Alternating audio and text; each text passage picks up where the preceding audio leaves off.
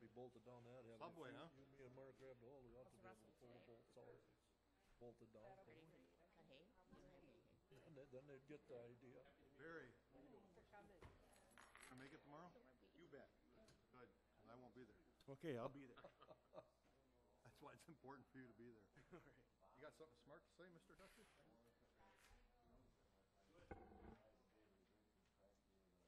Hey, Guy? Maybe Tim. Yeah, that's right.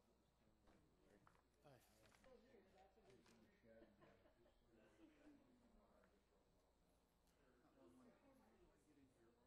One over there, but I have no idea what's. Hot dogs and beer. No beer? I have no idea. I'm not. I can do these. And finish them. I don't think we'll have put up with our boy from the gravel pit, will we? Locked him up. Yeah, I think you know what story about him, Gary. I know, he's sleeping half the time. I think he's under Jeff's jurisdiction now. He's detained. He's under Jeff's jurisdiction. Is he here or is he in Marquette County? I thought he was here. Maybe he's in Marquette. They were involved with it, but I thought it happened in Marquette County. Maybe he's down there. Yeah. I think. Can you rain here? That'd be good. Can you rain here? I think it's far enough away that you can't quite see them. Oh, really? Can't quite see those details. All right, let's call the meeting to order. Mel will do roll call. Mrs. Krentz. Here. Mr. Heisey. Here. Mr. Tim. Here. Mr. Mastrocola. Here. Mr. Eckstein. Here. Mr. Weddy. Here. Mrs. Plata. Here. Mr. King. Here. Mr. Whale. Here. Mr. Rothermel. Here. Martin Kirschner. Yes. Thank you. Now we'll rise for silent prayer and pledge of allegiance.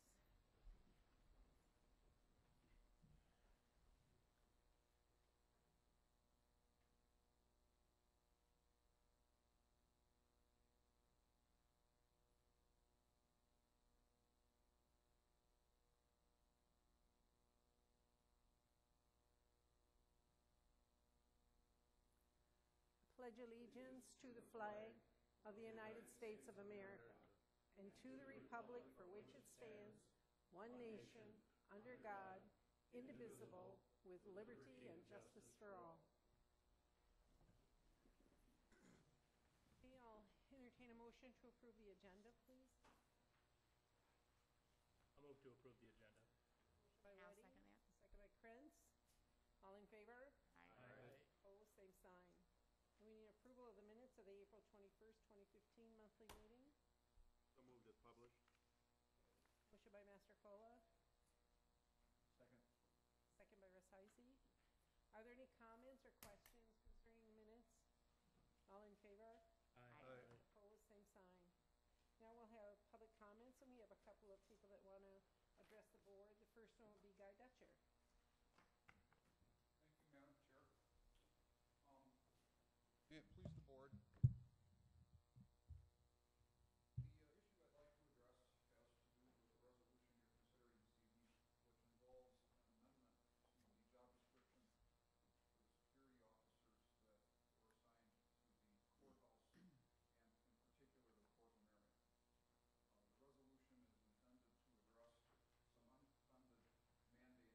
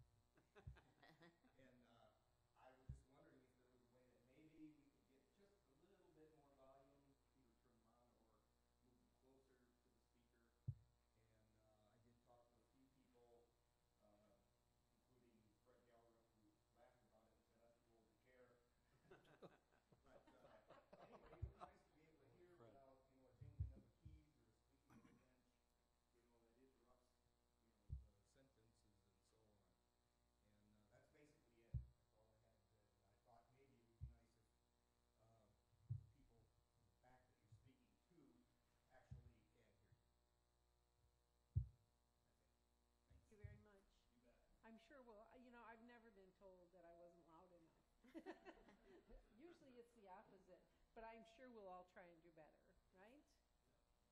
Okay, thank you for bringing that to our attention. All right, we have no old business, and so we'll move on to new business, reports and presentations, and we will have Wisconsin Counties Association update by the Outreach Manager, John Hockenler.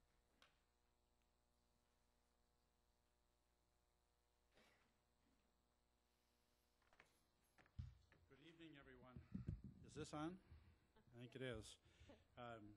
Before I get started, I'd just like to make the comment that my wife is very hard of hearing, and she has worn, she calls them her friends. She's wearing hearing aids since 2003, and I know it's very difficult for her to hear, and she misses a lot of things. One of the things that we're seeing happen, it started in the private sector first, but it's happening more now in the public sector. There's something called a hearing loop, and I don't know if you're familiar with them or not, but when new facilities are being built, they put, it's a loop, it's a coil that they put under the flooring. It can go under hardwood flooring, under tile, it can go under carpet. And then with the newer hearing aids now, it's just a setting that the doctor would have, and they can click that setting. So if you have a hearing aid that's compatible to the speaker system, to the sound system, they're very compatible. It just automatically links up to the hearing aids, and it's amazing. So as you do some construction and remodeling, you may want to take a look at that. It's not all that expensive. Some of you know that I'm the mayor in Verona, and we are putting new carpeting in our facility this year, and we're going to install the hearing loop when we're putting in the carpeting. So I just thought I'd mention that quick. Thank you. It's a pleasure for me to be here this evening. I always like to give updates to the counties. This is my fourth presentation this week. I was in Green Lake meeting with 5 counties on Monday, and this morning I was in Price County. This afternoon I met with Price County department heads, and now I'm here this evening. So and today is also a special day in my family. It's my father's 92nd birthday. So we're having a big get-together. We're first time in a long time that all 6 of the boys in our family and my adopted sister, almost all the grandkids and grandchildren will be there. So got a big, exciting weekend coming up. So thanks, and I said that I apologize in advance to your chairperson because she heard the first half of this presentation when I did the RPC meeting. But I changed, and I wanted to do a little update on the state budget. And it was very interesting then, so Well, thank you. it'll be interesting now. Thank you. So, and if you have any questions as we go through, please feel free. Here's a couple things that I want to talk about tonight. I want to talk about the makeup of the state legislature. And as I do outreach with counties, we have typically, following an election in county government, we have between 20 and 24% turnover.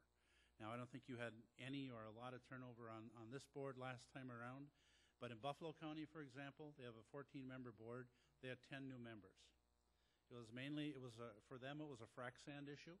About half of the incumbents decided not to run for re-election. The other half of the incumbents that did run were defeated. So 10 of 14 new members. Kewaunee County, they had some other issues up there. It wasn't frac sand, but the application of manure. They had some facilities issues. They had 9 out of 20. We've had some boards that have no turnover. But on an average, any given cycle, we have between 20 and 24% turnover on our boards. So we know that it's a continuing education process. You don't just go and do a presentation one time. And we have to do the same thing with the state legislature. I'm going to talk about the turnover there this year.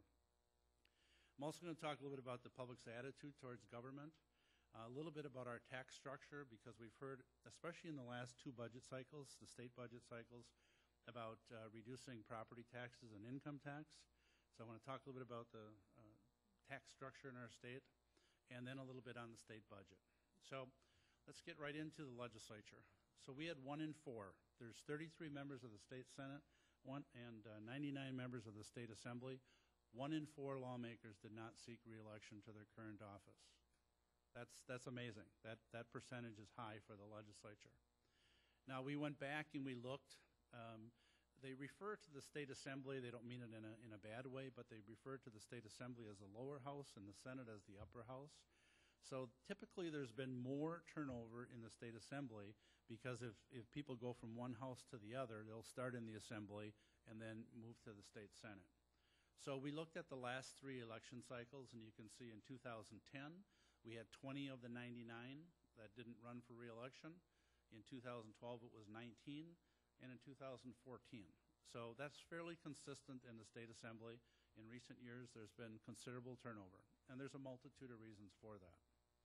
In the state senate, we went back, we looked 4 cycles there, and this is typical. We see less turnover in an election cycle for the state senate, but also remember that they serve a 4-year term. So they have staggered terms, so only half of them are up each 2-year election cycle. So go back in 2008, they had 2 turnovers, 2 that didn't run for re-election. In 2010, it was 3. In 2012, it was 2. This year, we had 7 turnover. That's the most since the 40s and 50s. And when you look back to the 40s and 50s, there was more turnover, but at that time, the legislature was considered more a part-time legislator. It wasn't the full-time job for these legislators. People would get elected to the state legislature. They'd serve 1 or 2 terms, get accomplished what they felt that they wanted to accomplish when they ran for office, and then they'd go back home to their day job, and they didn't look at it as a career. So 7 senators, 7 out of 33 turning over, that's substantial. So in the Wisconsin State Assembly, in the 2 years prior to, there were 60 Republicans and 39 Democrats. The Republicans actually gained 3 seats in the last election.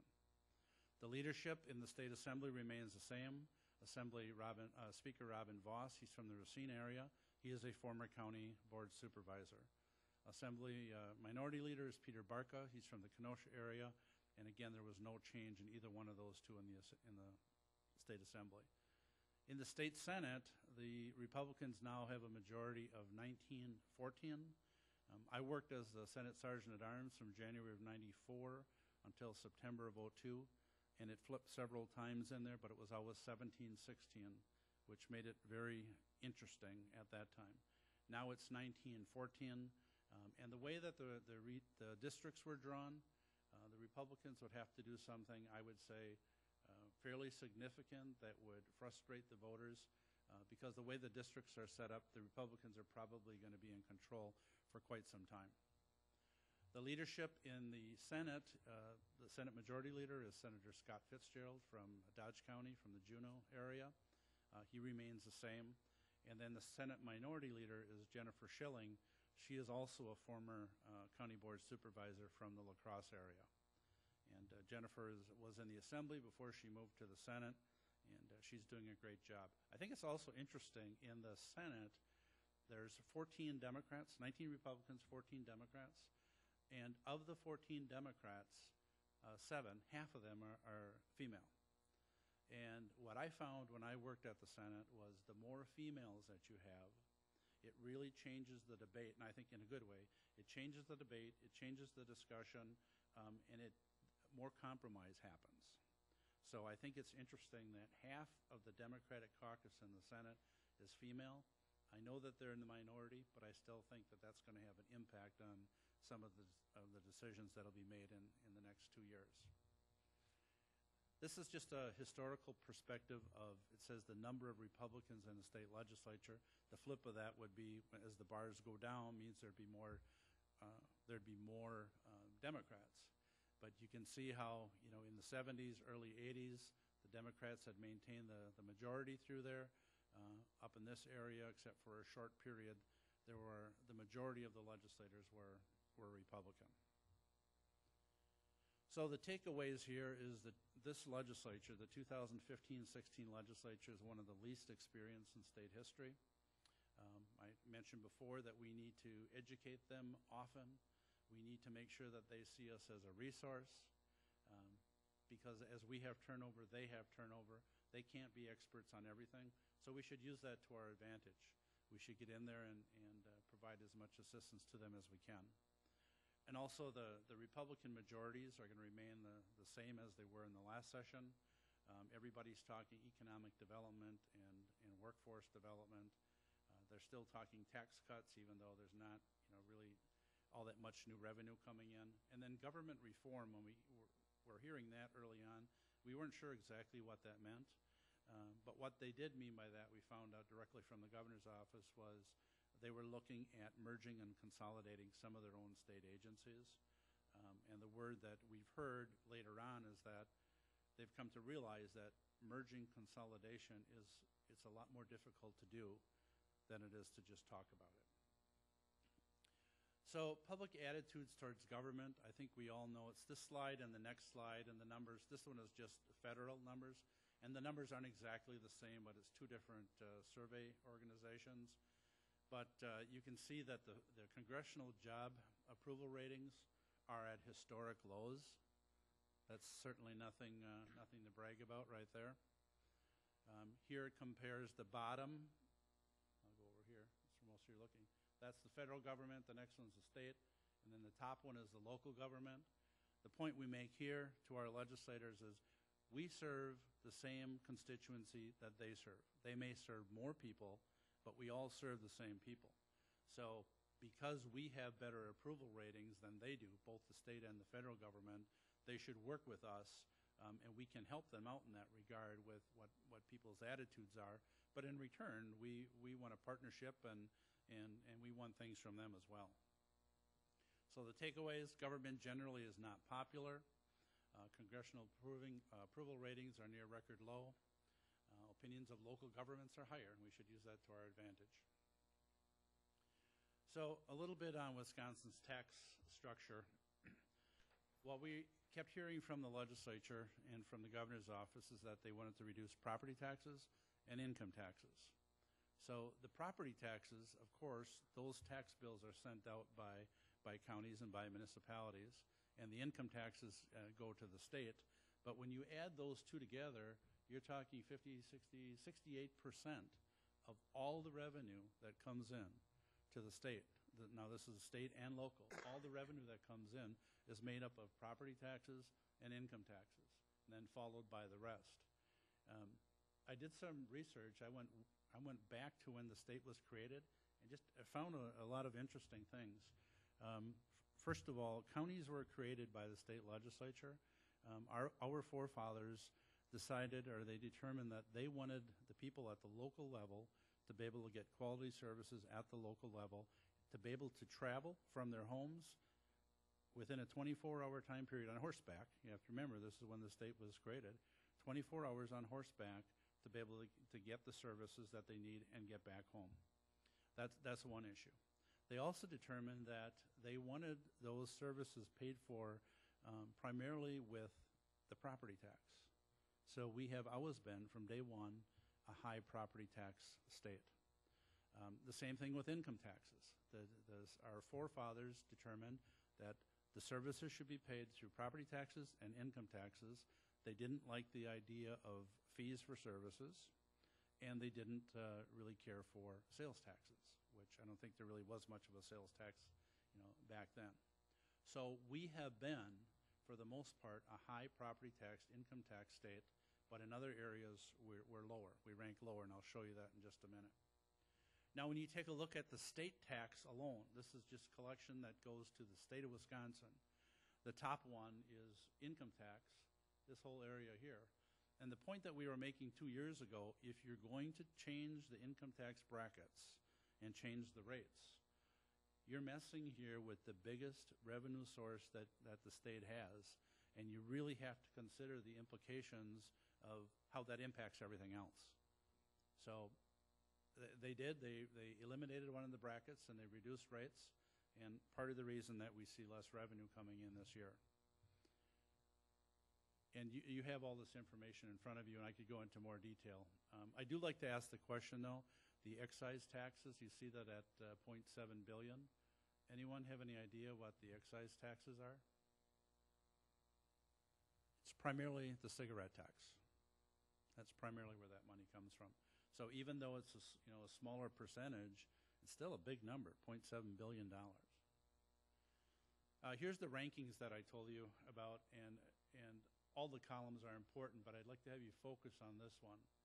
So the lower the number means the higher that we rank on a national basis. So our total collections in the state of Wisconsin, we are the 10th highest in the country. On property taxes, we're 10th highest in the country. And then you see individual income taxes. But when you get to the general sales tax, we're 35th in the country. And fees, we're 30th in the country. So again, it reinforces the point that I was making earlier, that we have always been a high income tax, property tax state, and lower on fees and on sales taxes.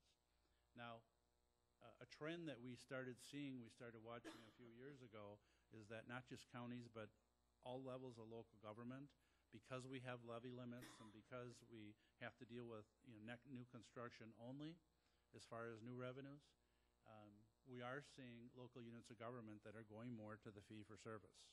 That's a trend that's happening. Another trend is if they had money in reserve, they're pulling money out of reserve to balance their budget. And of course, you know that you can only do that for a short period of time, and then that reserve is gone. And then the other thing that doesn't show up here is that local units of government are, it's not just local, it's the federal government, the state government as well. They're borrowing for more things now than what they did in the past. So instead of using property taxes to pay for things, they're borrowing the money. They're going to have to use property taxes later on to pay that principal and interest. So they're delaying the inevitable. So we say that it's an unbalanced tax system. As I indicated, Wisconsin has a high income and property tax, but we're below average on sales tax and fees. We say that the taxes that we deal with, the revenues that come in from the state shared revenue, those are really dying taxes. Another small source of revenue that we get is a portion of a small portion of the monthly charge that goes on your telephone bills, but that's for landlines only. And as we know, landlines are disappearing, so that revenue source is going down as well. So now let's talk a little bit about the state budget, and this is the timeline. We're down to the point now that the Joint Finance Committee, they had hoped to be done this week, but earlier this week, yesterday or Friday, I think they indicated that there were too many things remaining yet, and it would go into the following week. They were going to deal with transportation this week. That didn't happen. So they have passed some things. It's gone through the Finance Committee process, and they voted on it. But a lot of the big ticket items are still out there yet. Transportation, which is a huge one, and then the cuts to the UW system, that $300 million, and how they're going to deal with that. This slide I put in is we talked about turnover in the state legislature. This is the Joint Finance Committee. There's 8 members from each house, so 8 from the Senate, 8 from the Assembly. The names that I have in black are new people to this committee, the most powerful committee in the legislature that deals with every item that's fiscal in nature. Very good people on here. They've all been in the legislature. You know, this isn't their first year, but this is their first time on the Joint Finance Committee. So during this once the governor introduces the budget, from that day on until when finance is done, these are the 16 people that we meet with over and over and over and over, and they deal with so many issues. So I just wanted to make the point here that 10 of those 16 people are new to the committee. Here's where the state expenditures go. This is fiscal year 2013. So you can see school aids, they're at 35%, medical assistance at 14.8%, and then corrections. You can see UW system, they're 7.8% of the total state budget.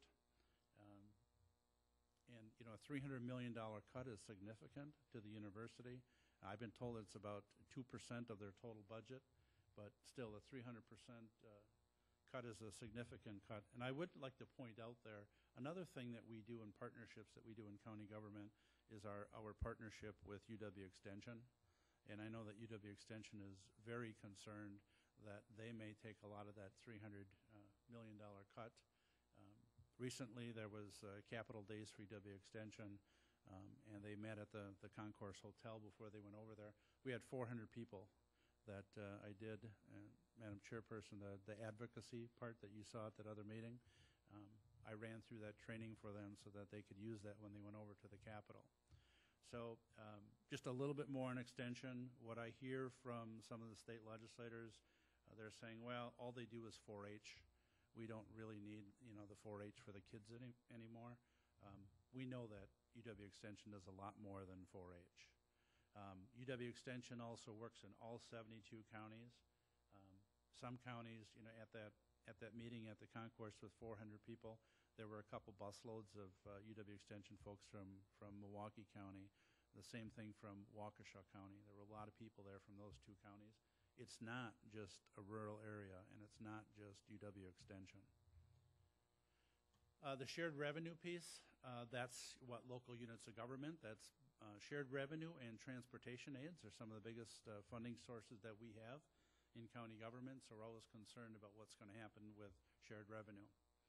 So the outlook, the state is facing about a $1.76 billion moving in a deficit, moving into this budget cycle that they're in right now.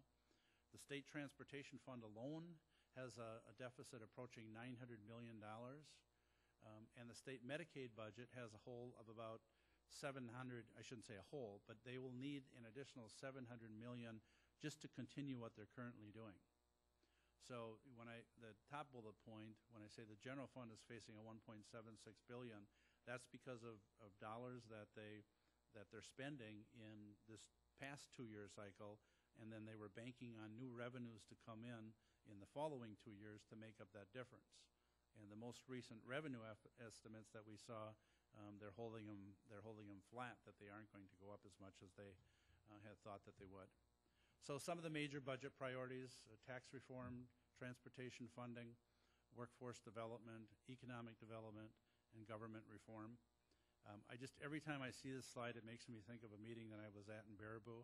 The meeting was in November, and it was Ray Cross from the university, and he was saying that the state manufacturers, the manufacturers in this state did a survey, and they said there's currently 100,000 vacant manufacturing jobs in the state of Wisconsin right now.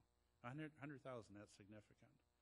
But it took me an hour to drive home that night, and this is what I kept coming back to, and I've thought about it so many times. 40% of the people that are applying for manufacturing jobs in the state are failing their drug tests. So, we hear that there's not enough skilled workers out there, but we have people failing their drug test. We know that there's alcohol abuse, and we know that there's a lot of mental health issues. So not only a state, but on the national level, we really need to come to grips with that and deal with those issues, because we are going to have a workforce problem. And then we have our aging society, where our population over the age of 60 is going to double in the next 15 years. And I will tell you that the farther north I get in the state, the bigger the problem it is with aging demographics. And they are very, very fearful up there. I've been doing a lot of work in the Vernon County area, Westby, Viroqua, and you hear the younger people. There was a school teacher there, 33 years old, that said she's the oldest teacher in their school district, and she doesn't know how much longer she's going to teach, because daycare it's both very difficult to find and it's very expensive, and she might be better off to stay at home. She's 33, the oldest teacher in that school district. And then on the other end of the spectrum, you've got the older generation, the seniors. They're worried about all the young people leaving the community and who's going to take care of them when they can no longer take care of themselves. So we really need to deal with those issues. So significant dollars are needed for transportation and Medicaid. Medicaid, the state has no choice. They're going to have to fill that hole. Absolutely no choice. On the transportation, if they don't increase revenues, and we're already seeing a failing infrastructure, our highways, our bridges, there's issues in harbors and airports. The infrastructure is failing. It's going to, number one, it's going to cost us more money down the road to fix it if we have to fix it later rather than now. And they're going to have to come up with new revenue sources. The other thing that they're probably going to do if they don't raise revenues is delay some of those major projects that are out there, and that just puts us farther behind the 8 ball. So again, the majority party priorities, they're going to remain the same as the last session. They're looking at reducing income tax and property taxes, and they promise to limit any spending growth, which makes it really difficult for local units of government. Just got a few more slides on the state budget. A lot of people say that the revenue picture is confusing. If you look at these numbers, the columns in blue, so fiscal year 16, fiscal year 17, the blue is what the state agencies have requested. And they're never going to get everything that they're requested. But that's, a lot of people are saying, well, that's how much money we need. The green is what's expected to come in new revenues. So the gap then would be the deficit. Well, that's not a true deficit because the state agencies aren't going to get everything that they ask for. This picture, and I've been using this the last 2 years, the point that we were making here, when you talk about structural deficit, it's pretty much as simple as this. They're spending more money than they're taking in, and they're hoping that revenues are going to increase in the next 2 years to make up the deficit that they had. So we went back to 1977 and started looking at this. And in this time period, we had Republicans controlling everything, we had Democrats controlling everything, we had split houses, we had Republican governors, we had Democratic governors. There's enough blame to go around. So with the red bars here, these are all structural deficits. The only year we didn't was, this is Scott Walker's first year as governor. He had a budget with actually a surplus of $146 million. That's the first time in a long time that the state moved into a 2-year budget cycle with a little bit of surplus. Then the very next year, we were back up. We're having a budget now that we're starting out $1.76 million in the red. So here's what's expected for growth, and it goes back to 2003. So this is the percent of change, it's not dollars, the percent change in general fund tax collections. So you can see what happened with the downturn in the economy in 2008. Look what happened here. You know, as far as the percentage change in revenues went way down. So, you know, we're up again, and here's what we're expecting in 15, 16, and 17. So we're expecting growth, but the growth isn't really as much as what they're anticipating that they may have to spend. So we say it's actually pretty simple math.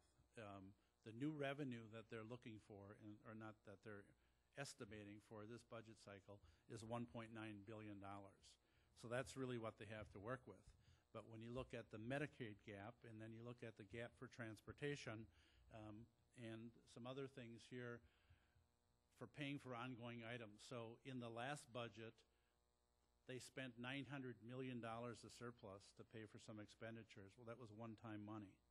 So part of that was for, there was that manufacturing and ag tax credit that's been phased in over a couple years. That was part of that. The property tax credit was an additional $200 million that they had put in last year from surplus. So they're going to have to pay for those. This is a proposed tax and fee modification that came from the governor's proposed budget. And not a lot of people are talking about this, but this is almost $48 million right there in additional revenue. And that's primarily, it's on criminal activity. So it's the people that are doing the crimes are paying the additional fees. They aren't really talking about that. They don't want to, you know, they don't want to talk about increasing the registration fee or increasing tax fee, but there's $48 million that's put on those individuals that are doing crime.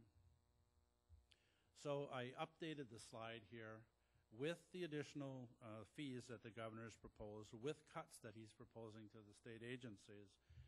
They're estimating going in, if everything was approved as the governor proposed, they would have a surplus of $499 million. So it would be the second time that we've had a surplus. I think that that's very unlikely to happen because the legislature is already cutting back on some of the things that the governor has proposed. Policy items, so the Legislative Fiscal Bureau, which is a nonpartisan agency, they always go through the governor's budget and they pull items where I shouldn't say they pull items, they find items, they identify items that they consider policy in the governor's budget, and then the legislature will decide, the Joint Finance Committee will decide which ones of those they're going to pull out. So the Fiscal Bureau identified 49 non-fiscal items, in other words, policy items in the budget. The Joint Finance Committee removed 14 of those, including the countywide assessment that we heard about early on. Finance took that out. Here's some of the major initiatives. I don't put this in here because it impacts all the counties, but these are the major things.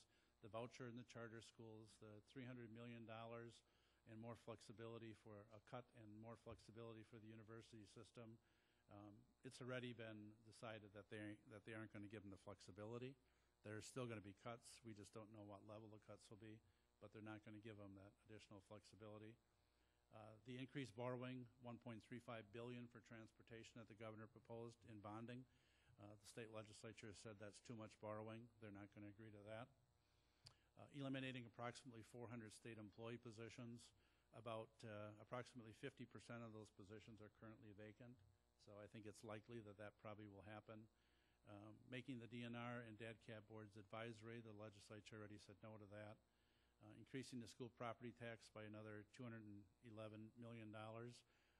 That's probably going to happen. That's about $5 per home per year. Mandated transition to the countywide or regional property assessment. That's already been taken out. Funding for the Milwaukee Bucks Arena. Something will probably happen there. I don't know at what level, but it's likely that something will happen there. So this slide talks about some of the things that we've been working with the Joint Finance Committee to take out of the budget. Countywide assessment, as I indicated, it's already out. Property tax bill disclosure requirements. There were some county treasurers and municipal treasurers that were saying if we did everything that the governor was proposing as far as tax bill disclosures, that our tax bills could be about 5 pages, 4 to 5 pages. You would have to, for every TIF that was within a municipality, you would have to have information on what your debt is and all that information on the tax bill. So I think that it's likely there will be some additional disclosures, but not the full thing the governor proposed. On the Health and Human Services side, family care and aging in the ADRCs, there's talk about privatizing that. We're adamantly opposed to that at WCA. Family care is for the most part, it's working well in the areas where they have family care. It ought to be expanded statewide. The ADRCs, the whole point was to get the elderly and the disabled one-stop shopping. It's working very, very well. And I've been active with some of this in Dane County as a volunteer, not as an elected official. And what I'm telling the counties, and this is my personal opinion, is that if we let family care and we let the ADRC slip away from us, we'll never get it back. And we have to decide, what the value is and if we want that or not. My personal opinion is I think we should have that control. I think we should be able to control how we want the elderly and disabled to be taken care of in our counties. The emergency detention procedures, there's a definition issue there. It's something called licensed professionals, and we don't know exactly what that means. We're still checking on that. I don't think the legislature really knows how that would impact us as well. Changes to the private on-site wastewater treatment systems. We're opposed to the changes that the governor proposed there. Elimination of the Wisconsin Fund, and that's primarily, it goes to low-income people that are having problems with their septic systems. Huge problem in Kewaunee County with that. We're opposed to those cuts there. Reductions in recycling grants, it's about a $5 million cut that the governor proposed. I think the legislature, or I think the Joint Finance Committee may have acted on that and reduced the cut that the governor had proposed. Judicial and public safety, they're talking about adding court reporters. So there's court reporters at the county level. There's also some court reporters at the state level. There's currently three state appropriations. They would put all those appropriations into one. They would also add the state reporters into that pot, so it makes the pot's the same size but more people, so we would get less money. And then there's also, and they would give sole discretion to the director of the state court system to decide what the formula would be to distribute those dollars. Transportation and Public Works, the $1.35 billion in bonding is not going to happen. There's a local harbor assistance funding that there was no new or any additional money put into that fund. It'd be the first time in the history of that fund that the fund's been around that there's been no additional dollars put in there. Taxation and finance, we were working to get more flexibility on the carryover provision so that if you didn't levy your full amount in the past year, that you would be able to use some of that in future years. And what the argument we made with the legislature on that was you're actually, by not allowing that carryover to be used in future years, you're encouraging bad behavior. You're encouraging everyone to always levy to the maximum. So what they just did this week is they're saying that you can go back 5 years on any unused levy. You can use that levy as long as, you know, let's say you're going to use it next year in 2016, then you're borrowing in 2016 your total amount in debt can't be greater than it was in the prior year. So they did put some limitations on, but at least it's a 5-year carryover provision. Health and Human Services, we're always looking for additional dollars for the income maintenance funding. You know, we're just asking that we need adequate funding. Fraud funding, they have a proposed addition of $500,000, which would double the amount of money that the counties currently get to prevent fraud. Environment and land use, I just read today that the legislature approved $675,000. In the last budget cycle, we got the state to reinstate the money that they had cut, but they took it from a different area of the budget, so it was one-time money. So we knew that we would have the money for the last 2 years, but then we were starting in the hole again for this year. So they just allocated some additional dollars for that. 911 funding, we're asking for additional dollars there. There's counties are putting more and more levy into dispatch centers and 911 costs every year. Probation and parole funding, I think, you know, we're supposed to get, I think $40 per person for that per day, and we're averaging somewhere in the 30 to 32. So we're just asking that they should put enough funding in to make it the $40. Under the thresholds for public bid requirements, this is an important one, and they already acted on it. Currently, if you do any project that's over $25,000, you have to go out to bid. We got them to approve that, not just for counties, but for all municipalities as well. The $25,000 will now be $100,000, so that helps us. Again, the transportation and public works, we're promoting sustainable revenue sources. The longer we wait to do something on transportation, the deeper the hole is going to get. And one thing that's being floated out there, it's been revised since initially was put out there. So there's the 0.5% county sales tax option right now that we can do. They're proposing, and I personally, I think it's unlikely that it'll pass, but at least they're talking about it. The counties would have an option to impose an additional 0.5% sales tax, and then that money, that new money that comes in, could only be used for transportation projects. It can't be used for anything else. And they would come up with a formula so that the county would collect all the money, would receive that money, and then you would have to, by formula, distribute it to the municipalities within the county. So some of the distribution would be based on population, and some of the distribution would be based on the classification of the roadway. So a county trunk highway would be a different class than a town road, and a city street could be a different class from both of them. So I know I ran through a lot of stuff there. If you have any questions, I'd be more than happy to answer your questions if I can. I actually do, John. Yeah. Over the past probably 10 years, there's always been debate about all the exemptions in sales tax. Is that getting any momentum at all as far as cleaning that language up? It's not, and I keep thinking about it, and I keep talking about it at the office because, and I forget exactly what the numbers were, but several years ago, WCA studied that, and if you got rid of most of the non-essential exemptions, we could actually reduce the state sales tax from 5 to 3.5%, and we would have millions of dollars of more money that's coming in. But more than likely, it's not going to happen because any exemption that we get rid of would be considered a new fee or a new tax. But, you know, why is it when I go to have somebody prepare my taxes, I don't pay a sales tax on that? If you get your dog groomed, you don't pay sales tax on that. So why for some services you have to pay sales tax and other ones that you don't? And I don't want to give you the wrong number, but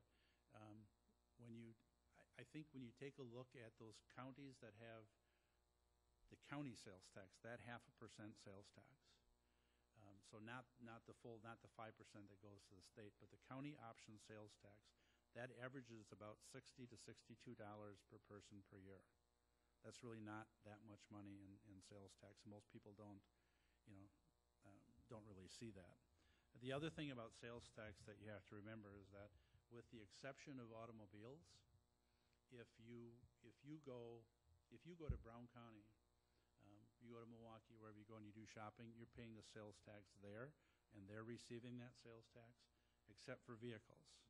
So if you buy a vehicle, if I go and buy a vehicle in Manitowoc this weekend when I'm up there, that sales tax comes back to where I reside, comes back to Dane County.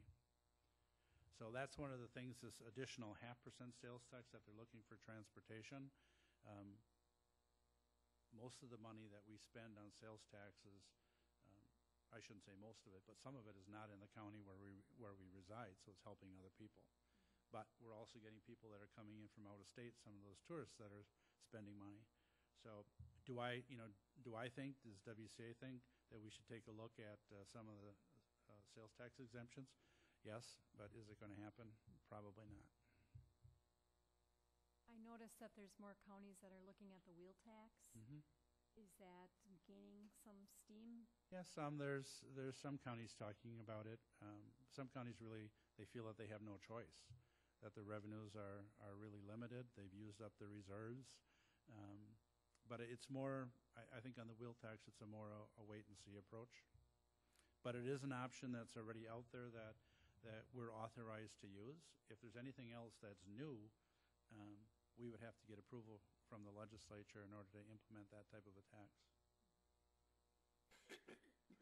Has Wisconsin ever looked at deposit on soda cans and beer bottles and things like that? I lived in Michigan many years ago, and they had that, and you get used to it, and it's it raised a lot of money. Yeah, I've never heard them talk about that, and I don't know why they don't. I can do some checking on that and see why they don't do it. But I know that a lot of states do. A lot of states. You do, yeah, absolutely. Absolutely. Nope. Finance Committee acted on prevailing wage yet? They have not. And the latest information, well, I should say, the latest information I heard is that it was an either unanimous or almost unanimous vote at the last weekend. The Republicans had their convention in La Crosse, and that they were supporting it there. But what we're hearing at the Capitol, and that's what really counts, is that currently in the state assembly, there's not enough votes to pass the prevailing wage legislation. And it's really it's a mixed bag. There's a lot of private businesses that are not supportive of getting rid of prevailing wage. Any other questions? I'm very happy that WCA is taking the stand on ADRC. I think that's a very important issue, and who knows better what our people need than the counties. Absolutely, absolutely. Well, excellent. I'll stick around for a while, so if you have any questions after, I'll be here. So, Thank you.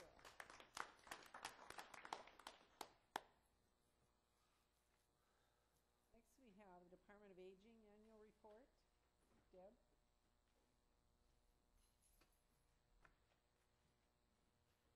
Good evening. I am here this month to give you my 2014 annual report. It is on a green sheet of paper that I handed out earlier.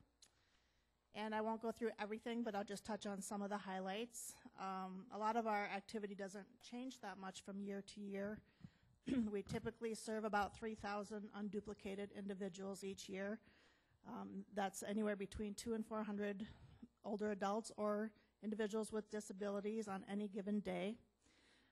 Units of service stay about the same, although we are now recording them differently than we have in the past.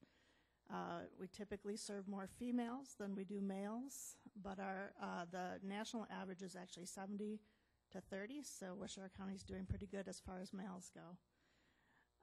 You can see the age range there. We do about 45,000 meals every year. This year was just a little bit lower than last year, but there was that one main controversial issue that was going on, if you all remember about that. And I think I looked at the How would we forget that? I looked at the first quarter of this year, and we're trending back upwards again. So I think we're on the recovery period now, the recovery phase. The next section in the middle there on transportation, that to me is the most interesting one on the whole page this year. We actually did in 2014 1,300 more trips than we did in 2013. And what I find really interesting is that our minibus drivers, who are paid drivers, they logged 44,797 miles and 3,790 hours. And our volunteer drivers, who of course are unpaid, they logged more miles than the paid drivers and just about the same number of hours. So it just goes to show that without those amazing volunteers, we would have a much higher expense for transportation in this county. And then a little bit lower down on the page, we've been talking about the ADRCs recently. Our regional ADRC in 2014, we had 8,085 contacts for 2,639 unduplicated individuals. And of that, 1,142 of those people were served through the Waushara County office. So almost half, actually. And the calls to the Waushara County ADRC were 3,226. And then something that we promote heavily are our evidence-based health promotion programs. And we had in our ADRC regional, the 4-county region, 367 people participate. And that's, to me, that's a significant number of people that took part in one of those classes, because anytime we can prevent somebody from going to the ER due to a fall, we've saved a lot of money statewide. So, caregivers is another area that we are just seeing growing in leaps and bounds. We do a lot of informational outreach to caregivers, and then some direct service as well. And then, of course, not to mention our volunteers. We have 183 registered volunteers with a total of 11,440 hours of service in 2014 for a monetary value of $206,678, which I think is quite impressive. On the back side, there's just some general information about the budget. Our total expenses in 2014 actually went down about $20,000, but that really doesn't mean a whole lot, because we work with so many different grants that a lot of times our expenses are grant driven. But of that total amount, 47% comes from our grants and our funding, 32% came from county levy, and 21% from program income and donations. We do a lot each year to try to find ways to reorganize. We've done multiple reorganizations over the last few years, different ways to cut expenses and to save money. Probably two or three of our biggest things in 2014, we did a reorganization with the transportation program, and that saved quite a bit. We transitioned our newsletter to partner with the Argus and open it up to advertisements, and that saved a significant amount of money for us. And we started doing MA federal match time reporting, and that brought in quite a bit of money. And then we also entered into a group purchasing program for the nutrition program, and we were able to track that we saved 8% in all of our food and general supply expenses for the nutrition program during the second half of 2014.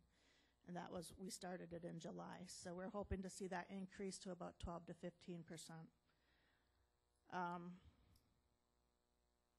Some of our highlights in 2014 were, again, the changeover, the new design of the newsletter. We really focused on enhancing support and education for people with Alzheimer's disease. We enhanced some service opportunity for people that need to get transported through the volunteer driver program. We added more choice to the monthly menu. We increased the Poisippi Dining Center to 4 days a week year-round. They're very happy about that. We launched the special needs registry for people who might need assistance during a disaster or another type of emergency in the county. And then some highlights that are coming up this year. Actually, this is the month of May, so we're celebrating the 50th anniversary of the Older Americans Act. It's also the 50th anniversary this year of Medicare and Medicaid, the 25th anniversary of the Americans with Disabilities Act, the 80th anniversary of Social Security. So there's a lot going on there. We plan to have a big picnic this summer at the fairgrounds here in Wautoma to celebrate some of these things, as well as our volunteers and our accomplishments. And I included, for those of you that aren't on one of my committees, I included a ticket for you, and hopefully you'll choose to come and participate in that event. We're looking forward to it. We're going to have a comedian and some music and some other things going on. We also are in the process now of writing our next 3-year plan, which is a requirement of the state for funds that we receive through the Older Americans Act. And we're finishing our current 3-year plan and starting to write a new one. And I also want to mention that, let's see, today's Tuesday, so yesterday at the Alzheimer's conference, and I believe it was held in the Dells, one of our local residents, Wayne Wedekin, was recognized for being the outstanding caregiver of the year, and that's for the state of Wisconsin. And he is a caregiver for his wife who has Alzheimer's disease, and he is an incredible advocate of what that process is like and what people need to know and how they navigate through the system. And he also recently, with another person who has a lot of knowledge about Alzheimer's, started an Alzheimer's support group here in our area. So I think that's amazing that he was recognized for that. And I'm sure there'll be some information in the local paper. And then just quickly to give you an update, we were here last month and talked about the long-term care proposed changes in the ADRC information, and he touched on it briefly also. We did just receive word recently here that the Joint Finance Committee does plan to remove the governor's proposed changes and preserve self-directed care. They do that with the following requirements, which I'll read, and then I have a handout that I'll pass around if you'd like to take it. But they will require public and stakeholder input before any changes are made, require self-directed care with budget authority to be defined in the state statute, require a regional model with multiple integrated health agencies per region, require an independent actual study to set rates, require the acceptance of any willing provider for a multi-year transition, preserve ADRC services, require final approval of any waiver application by the JFC before submission to the federal government. So I think it's a huge, huge first step. There are still some concerns as to what exactly does that mean and how much input will stakeholders have and what exactly does preserve ADRC services mean. So we're asking some further questions. There is that resolution on the agenda tonight. 50 counties and maybe even more than that by now have, county boards have approved resolutions opposing the changes to family care and ADRCs.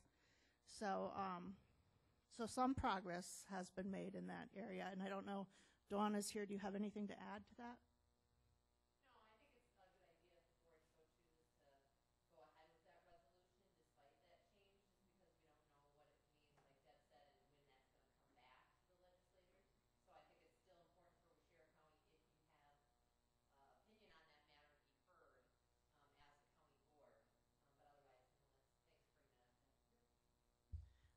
All right, so that's just in a nutshell, sort of what's been going on in the Department of Aging. Any questions or comments? All right, thank you. I have one question. Sure. Can you give us the numbers? I know your caregiver group meets monthly. Right? Yes. Mm-hmm. And when you started out, it was a handful. Right. You've really grown. Yeah, we have grown. I mean, it varies from month to month. It's hard for caregivers to get away, but we will have anywhere as a minimum of 12 to up to 25 or 30 people now on any given month. And we were about 2 or 3 people a month when we first started. So there are a lot of people that really appreciate the work you're doing with that. The caregiver support is just huge right now, and a lot of men come to see us because of the needs that they have been trying to provide a lot of care for their spouse or whomever. So, yeah, thanks. All right, for discussion of possible motion action items, bloodborne pathogens exposure control plan update. That was in your packet.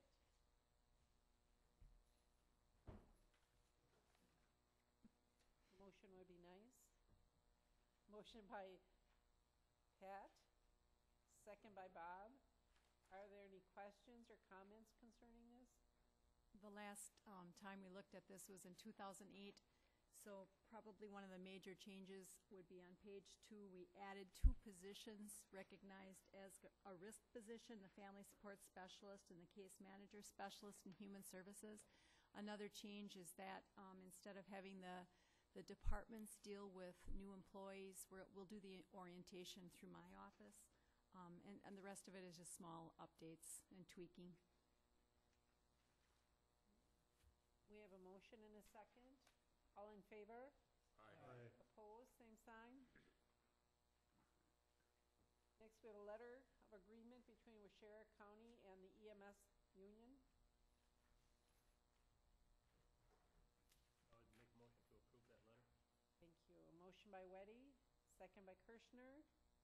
Are there any questions or comments concerning this? This letter of agreement is a reflection of the positions that were approved maybe 2 months ago. And so it's just working out the details of those positions with the union. Right, all in favor? Aye. Opposed? Thank you. Okay, preliminary 2016 budget discussion. I was hoping to skip over this, but I know, I understand. Ruth and Deb won't let me. So anyway, here we go. So you get to listen to me for a while. We've been talking about the 2016 budget and that process. We've talked about it at executive committee and at the personnel committee. One of the things I wanted to remind you is that the mission statement that has come from our strategic planning is high quality service for high quality living in the heart of central Wisconsin's outdoors. So that is the mission. That is the one that we've defined. The next part of this is that with strategic planning, we've talked about what our vision is. And these were the 2 items that were identified by the strategic planning group. So you see that we have Waushara County will develop, support, and value a culture that provides high-quality services, and Waushara County will implement collaborative, sustainable plans that promote a more active, healthy, safe, and financially secure community attractive to businesses, residents, and visitors of all ages. So that is the vision that we came up with. So we've been talking about budgeting, and Melanie's going to be putting some timelines together for everybody. And I know this is always difficult for board members. So some of the things that I want you to think about is that as you're looking at budgets, as you're looking at department budgets, you're going to want to link the funding to expected goals. So what are the goals of that department? What are they trying to accomplish? And budgets also have a lot of different dimensions, political. So what are your preferences? What are some of the programs that are near and dear to your heart? The managerial, planning, communications, financial safety, those are all things that go into budgets. It's just not numbers. There's a lot of feeling and a lot of passion that goes into that.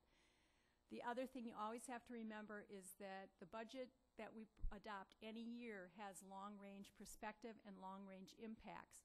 So, you might add a couple $100,000 here, a couple $100,000 there, that goes on to the next year, and to the next year, and to the next year.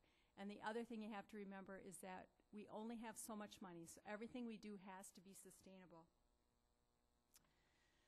So when you're looking at budgets, you're going to have it's all projections. It's a roadmap. So you have a projected of expenses. We actually hone right down to 0. When we do salary and benefits, we go back and we create all those positions. We recognize those positions. We recognize the people that are in those positions, what benefits they take, how much they get paid. So we call that zero-based budgeting. We do that for salary and benefits. Projected income, we ask that, you know, departments look at their fees, what's reasonable, you know, are they up to date with their fees? And a budget really is an interaction of expenses and income. So you're looking at your bottom line at some point in time, and that's when the adjustments start happening. So why do we budget? Well, we're looking at our goals. We're trying to get a real picture. But if you go right on down the line, it's required by law. That's really the biggest reason we do this. All the rest of it is good. It makes sense. It's how we be responsible and sensible. But the bottom line is it's required by the law. So I don't know if you can see this very well. Can we turn one more set of lights off? This is the 2015 expenditures. So really, this is our bottom line expenditures. We spend $38 million in 2015. So it's not a small budget. You know, maybe in the big scheme of things, it seems like small numbers, but for Waushara County, it's $38 million. So if you look at the different things, general government is up in this area. So that's like clerks, my office, treasurers, courts. They're all in that area. And then public safety is this next line item. Public works, health and human services, and then we have the culture, education. You know, it goes down the line here. So you can see that if you look at this, health and human services by far is our biggest expenditure. But I don't want you to just end there. You have to look at the next slide. So when you look at the levy, so $16 million of the expenses are put on our property tax and our levy. Public safety is extremely dependent on the levy. So they do have the most when you look at just straight levy. Health and Human Services gets a lot of grants. They get money from the federal government, from state government, but public safety, just by its nature, is very dependent on the levy. Just to give you a little 5-year history, we've been fairly flat with our levy up until the last couple years, and then it started to creep up.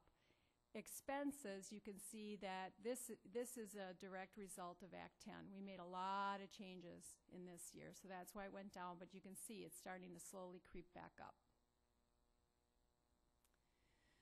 So really the most important duty of this board is that you're determining the goals and the direction of the county, you determine the property tax, and you're allocating resources. So this falls on your shoulders 100%. As departments start giving you their worksheets, I wanted to explain this to you a little bit. This is the 2015 worksheet that you would have received last year. So I just want to give you this. So we always give you a couple years worth of data. So when you get the sheets for 2016 preparation, this number is going to be the 2014 actual. So it's going to tell you exactly what was spent in each line item or what the revenue was in each line item. And then you can compare it with what it would be 2015, what the budget was adopted. The departments are going to have a 6-month average. So after the books are completed in June, Melanie's office they'll convert this into a budget document. They're going to give you 6 months worth of data, and the department head has the ability to project that out to see what the full year will be for every line item. So when they give you this requested amount, you're going to be able to compare what they actually spent or received for fees or revenues in 2014, what they're projected to do for 2015, and you can compare that line by line by line if you want to. That, you know, you have that opportunity. All that information is presented to you. So if you see anything that doesn't look right, don't be afraid to ask, because that is doing your due diligence. Your home committee is going to approve this line right here. So the department head's going to give you this request. You're going to either transfer that number over or you're going to make changes. So that's where the home committee comes in. And then executive committee generally looks at that approve column, and that's what will be given to the entire board, and then depending on what you do there, that's what gets adopted for the next year. So this document is very important. You're going to see this. You're going to have full access to this for every department that you're on the home committee for, and don't be afraid to ask questions. So things that I want you to think about, everything's on the table. Ask, is this program still relevant? Are we getting a return on our investment? What's mandated? What's discretionary?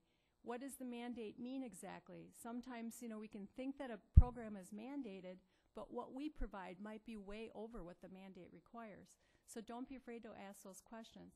If we're doing a fee for service, does the fee cover the actual cost? Does it make sense to do this anymore? Okay, so now this is the part where the crickets start, right? So the recommendations, what suggestions do you have? I can tell you a little bit what Personnel Committee has done and what they would like to recommend. Our payroll for 2014 was over $13 million. So just payroll in itself is about $13 million. What personnel is suggesting is that as I prepare the 2016 salary benefit sheets, is that I work in a 1.5% adjustment to the wage schedule for the non-union. We have a couple union contracts. Those adjustments are 1.5%. Those were already approved. What they're suggesting is that I work in the 1.5% wage adjustment to the wage scale as we prepare this, and then I guess, when we get closer to actually adopting the budget, either we give it a thumbs up or a thumbs down. That's when you'll make your final decision on what the wage adjustment is going to be. The other thing that they've recommended for the health insurance is that I will budget for 2016 based on the 2015 actual costs. And if the premium comes in, we don't normally get that premium till about October. The premium comes in higher, we'll just either do plan design or we'll change the HSA or HRA contributions so that we keep that flat. The other thing that came up at personnel is that when a home committee is when they approve a request for new staffing or changing in staffing, that the home committee has to be sold on that 100%. Don't just wave it on to the next committee to deal with it, that you guys have to buy it, you have to support it, you have to be really on board with those changes, because when it gets to personnel or when it gets to this level, everybody thinks that the home committee is on board 100%. So if you want to make sure that you are on board. So some of the things that we've done in the past, we've instructed departments that they had to keep their levy the same, that they weren't able to increase. That's something we've done in the past. Other things that we've done in the past is that the salary and benefit increases, that the department's held harmless on those. They don't have to absorb those because we have some small departments that are very heavily, their entire expense is salary and benefits, so they don't have a lot of wiggle room or a lot of revenue, so there's no way for them to absorb that, so we have done that. We've suggested that departments review all the fees and make sure they're up to date, and that they review all their programs for relevancy. So those are some things that we've suggested in the past. So now it's time to listen to you guys. You just mentioned the fees thing. I was thinking about that as well. I think that the fees probably, if each home committee would look at the fees that they're charging and see if they're comparable to neighboring counties or comparable to other counties in the state that are the same size, and could be adjusted in that way. I'm not sure where we stand on all those fees. Okay. But as you mentioned too, fees really should cover the service, and there shouldn't be a minus there. Okay. Okay. Any other suggestions? Well, in the past, we've kind of favored the committees that we're on and passed it on to, executive to let them make the decision. Well, guess what, guys? We're bringing that that hearing on the budget back to the entire board again this year. So we're all going to be involved in making those decisions. It's not just going to be one committee or the other. So look at it really closely. If you have some increases or if there are some increases, try and find some place where you can decrease to make it work. Also, it was mentioned earlier in the presentation that we had, that there is some type of a rollover or a carryover of funds. Are there funds available that we can do that with? Or have we expended those pretty much? If I remember correctly, we have about 150,000 that we have not tapped into as far as what our cushion was. I'll have to have Molly or Melanie go back and look at if they are allowing us the 5-year, we might have a little bit more wiggle room there. I'm not sure off the top of my head, but I know we have 150,000 that we had for wiggle room. And then, if I'm understanding this correctly, is John still out there? It's 2%, right? Generally, aren't they looking at about 2% change? In the levy. Okay, so it's strictly that yet? Okay, all right.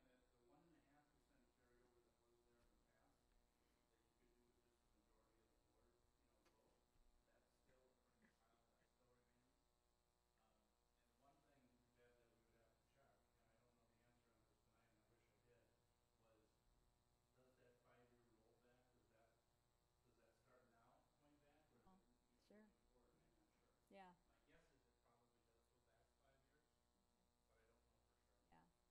So. Okay. So the short answer to that is approximately 150,000, unless a lot of these other things apply. Supervisor Waddy, you weren't referring to like our general fund surplus or? No, I was not. I was referring to what the gentleman was mentioning about earlier.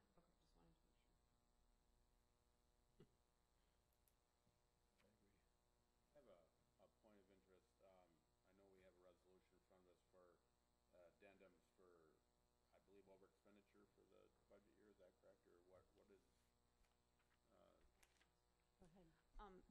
Supervisor Mastrocola, those are like things we weren't expecting to come in to the budget. So mostly like grant dollars came in higher or lower than was expected, and then there's a tie to expenditures that equal that amount. So there's no effect on the tax levy at all. It's just, we got more money in, and so there's more money out, or less money in, less money out. Sure.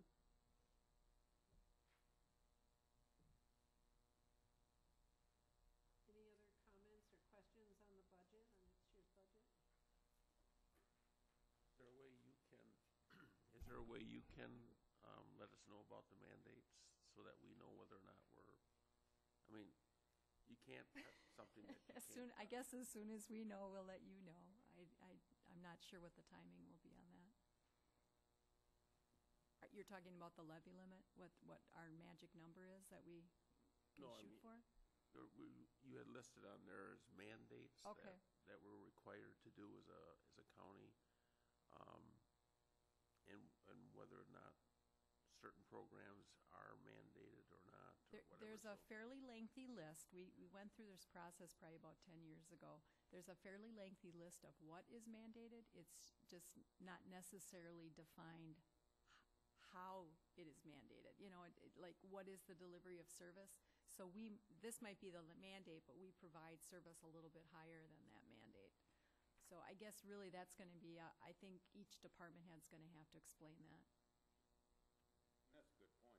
That's a very good point, because when you're mandating, you're setting that dollar level as far as what you're required to provide. Mm-hmm. If we're providing more and we're spending above and beyond, that's an area you have to look at to get possibly cut. When you're looking at a budget, that's certainly something you really have to look at. Right. Right.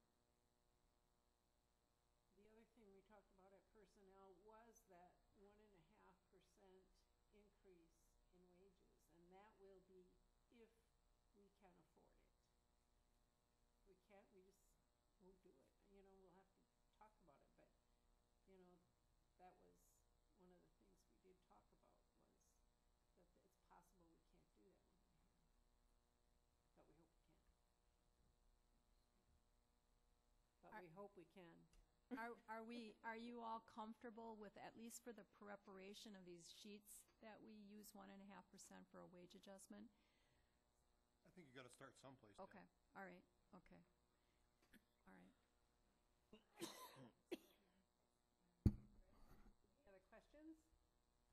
I guess, please just don't be afraid to ask questions on your home committees. Seems like we just got through this and we're I starting know. all over again. It's been a year. It's been a year, yeah. Don't be afraid to share your ideas as Mhm. well when it comes time to do the budget.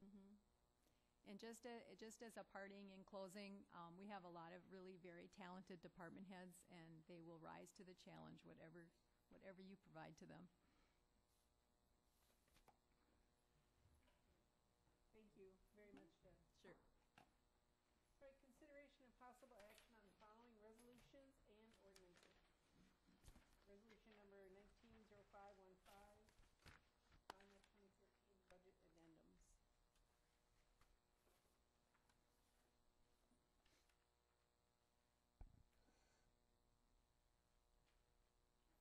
Motion to approve. We have a motion to approve, I'll second the motion. and a second. All in favor? Aye. Oh, wait, I'm sorry, Larry, you have a question? Yes, I'd like, item 17. Okay. That's the 2014 addendum to show transfer of designated fund dollars from timber salvage, Mount Morris, Rattle Creek Park to cover purchase of property.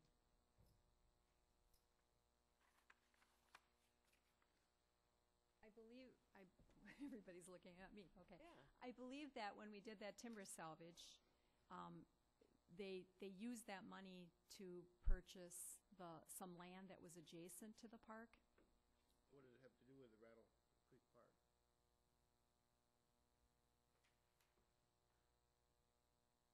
Boy, I'm not sure if, is it Willow? Maybe it was supposed to be Willow Creek? I don't know what Rattle Creek is, do you? It's a Rattlesnake Creek Park. That's the one, the new one that's in that Mountain Shadow subdivision, that subdivision there. Oh, okay. And I think probably, if I recall, that all of the salvage money from the parks went into one fund, the Parks Fund, and I think that's where that's from. That's the whole name of the fund? I don't know that that's the name of the fund or not, but it's a designated fund dollars from timber I know they salvage. purchased property next to. Yep, right. The Mount Morris Hill Park, but, I didn't know what it had to do with Rattle Creek. Did we do some timber salvaging in Rattle Yes. Creek? Willow Creek? No, Rattle Creek. Rattlesnake, yes, there was some salvaging done there. Okay. That's just, what is that, a So small, like, that's what this is. This is Yeah. the money from both of those. Oh, I didn't know they did any timber cutting in the other one. just downed and destroyed stuff.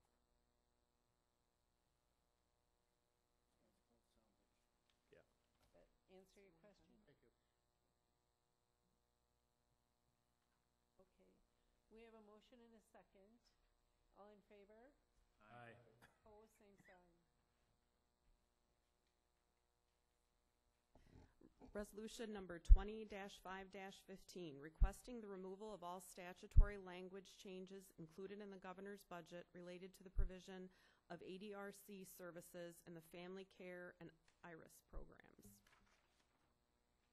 I make a motion that Motion by King to approve. I'll make a motion that we do the same thing, but I'll second his motion. Okay, very good. We have a motion and a second. Are there questions or comments? Hearing none, all in favor? Aye. Opposed, same sign. Resolution number 21-5-15, resolution amending resolution number 6-2-14, relating to courthouse complex security.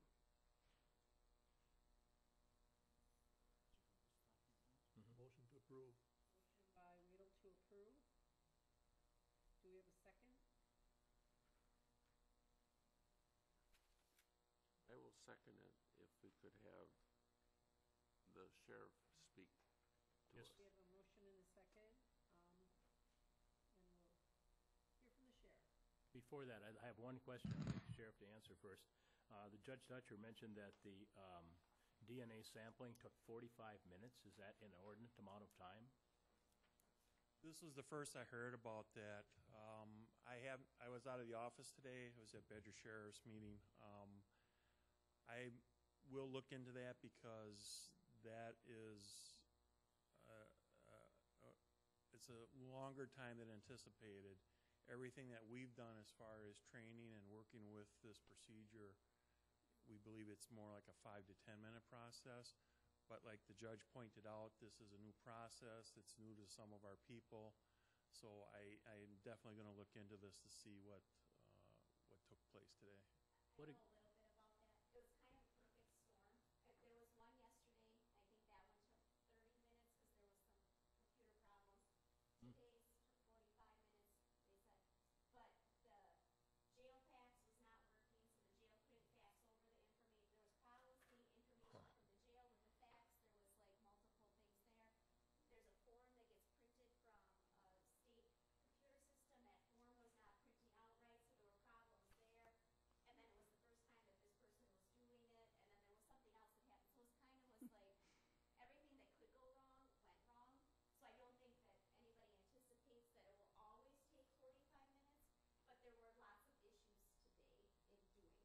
For those of you that read John Sanford, he'd have a word for that, and I won't mention it. May I ask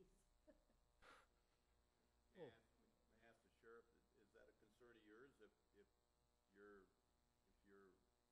court area is, if your security officer is away for that period of time?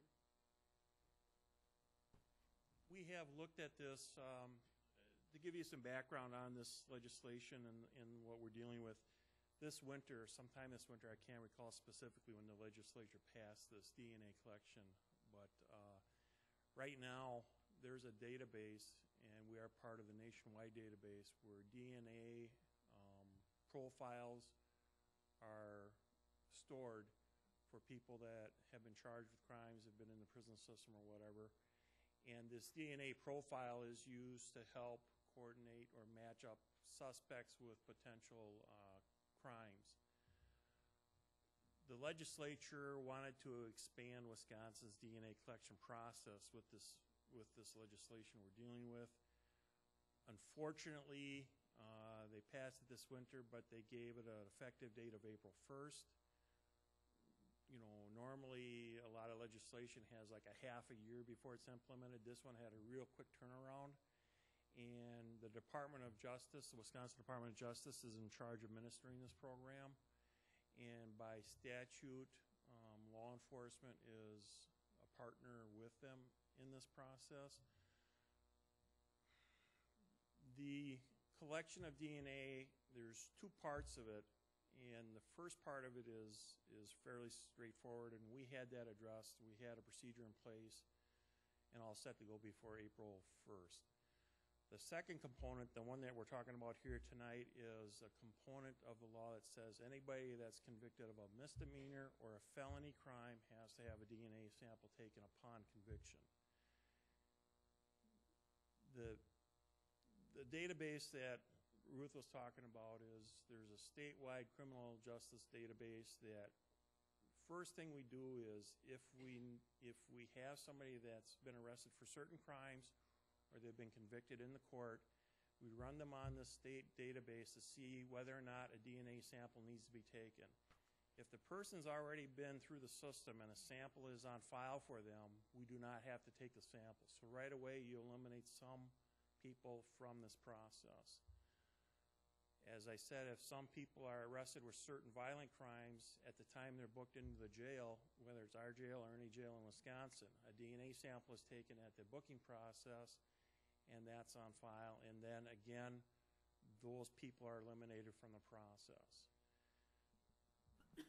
If somebody is convicted of a felony, they will come to our jail to go to the state prison system, or if the time is less than a year or so, they can stay in our jail. If somebody's convicted of a misdemeanor and they're sentenced to jail time, they will automatically come over to our facility, be booked in, and as part of that booking in process, the DNA sample would be taken by jail staff at that time. if somebody is convicted of a misdemeanor and there's just a fine that's levied by the judge, or a probation period, or probation and a fine, and the person is not sentenced to jail, does not have to come over to the jail, these are the samples that we're looking to have done by the court security people. And that number is the number that we've been wrestling with. We've been working with the clerk of courts. We've tried to establish some procedures. Everything that we have done for looking at this, we believe the potential for the courthouse security staff to be taking a DNA sample is very small. We believe potentially one a day is what we're figuring based on the past several months of court records that we've gone through and looked at. We have had some, we've had some glitches, but as time progresses and time moves on, we're going to see a lot of our repeat offenders coming through the system. The system will already have their DNA sample on file. But everything that we've looked at, it's a relatively small number for a typical court date. We believe our expectation is one sample a day that would be needed to be taken by courthouse security people.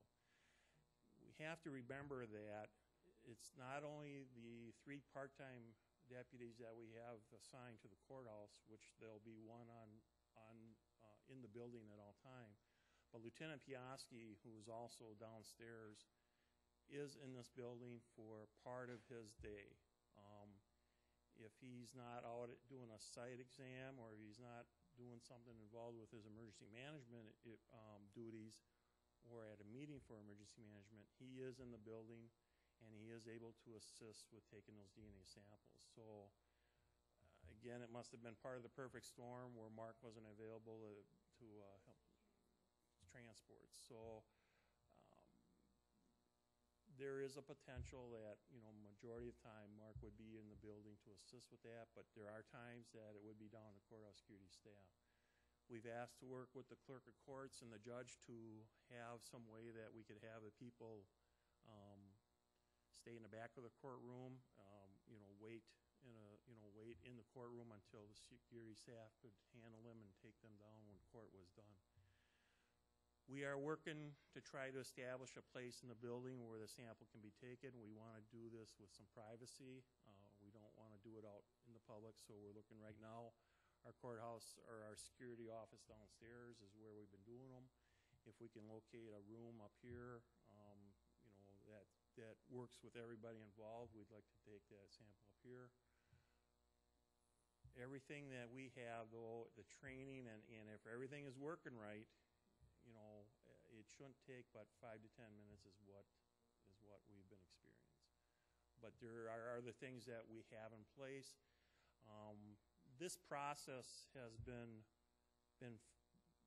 a work in motion because things have changed, and we've had to change some of our procedures, some of our planned procedures that we wanted to implement. Last night, I taught one of the directors, one of the administrators for the Department of Justice spoke to the sheriffs, and he says the DNA collection has been very frustrating for them. Again, it was that short turnaround for the time of implementation, and they've had a lot of problems. Today I sat behind the administrator for the crime lab who's processing all these DNA samples, and it's very frustrating for them because quick turnaround, nobody knows exactly what's going on, and it's very frustrating for them too. They're still trying to figure out what they need to do on their end. I do know that the law states that the sheriff's office has to cooperate with the Department of Justice. I've seen the proposed Department of Justice administrative rules, and in there it states that we will cooperate with the Department of Justice, and I do not intend to have a problem with any of the DNA collection samples that were taken. With this in mind, we've asked that we modify our duties for our courthouse people to take these samples. We believe it's going to be a very small part of their day. When things are working right, we get into the groove of taking these, and we believe it'll be relatively short. if I am totally wrong, if this turns out to be more of an issue than what we believe it will be, we will look and see what we can do, and that may entail bringing either administrative staff or detectives over from the court, from our office to take these samples if it becomes an issue. We have checked with other sheriff's departments around the state. A lot of the sheriff's departments that are adjacent to or built into courthouses, that's not a problem because the staff is present in the building. Those facilities or those jails or sheriff's office that are removed from the courthouse complex like ours, it's kind of all over the table what they're doing. They are having their courthouse deputies taking it. Some of them are having detectives come over and take the samples, but to me, that's a waste of time for detectives at a much higher pay grade to come over and take a sample. The DNA sample consists of 2 long cotton swabs. You place the swabs inside the person's mouth to collect mouth tissues. You put those in an envelope. The envelopes are sealed.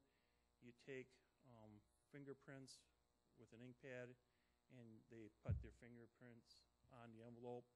The envelope is sealed up in another envelope, and that's sent down to Madison with the registration form that Ruth was talking about. And in the process, we would provide a copy of the fingerprint cards that are done, that are on file. So that's what we have as far as the law. That's the procedure that we'd like to implement. Are there any other questions? I have one other question. I'm not sure. You maybe covered this and I missed it. What is the timeline from the point of conviction till when that sample has to be taken? That's a good question, and the Department of Justice is still trying to determine that. The problem with the law is we've read it and the Department of Justice has reviewed it. There's some things that weren't really addressed by the legislature, and then if you look into the law, there's some things that are kind of counteract each other with the way it's written. All I know is I intend to do it as soon as possible to get that completed and complied with. Question, are the people qualified? Because I didn't know how a DNA sample was taken, but it sounds like it's a pretty simple thing to do. And are the courthouse security people trained to do that? And Yes. Are they qualified? Yes. The Department of Justice has put together this program for the collection, and they put together a 15-minute video that everybody watches on the Department of Justice's private website for law enforcement. And by watching the video, you have basically met the criteria for taking the sample. It's not very hard. It's basic evidence collection 101 that any of us have done. The jail staff can do it, and they're not sworn officers, but I mean it's something that our jail staff has always done over the years. It's a straight, simple, forward process, and like I say, a 15-minute video is what the Department of Justice is telling everybody to use as a training aid. It doesn't sound like the problem was with taking the DNR sample. It sounds like it was recording it through the computer system. Is that correct? I wasn't there, but what I heard was that the form wasn't printing out right, so I don't know if there was something down with the state system that prints it out. And then I don't know if this was, it's hard for us to give you numbers of what's going to happen because we don't know on any given day. Like as much information is put on a calendar as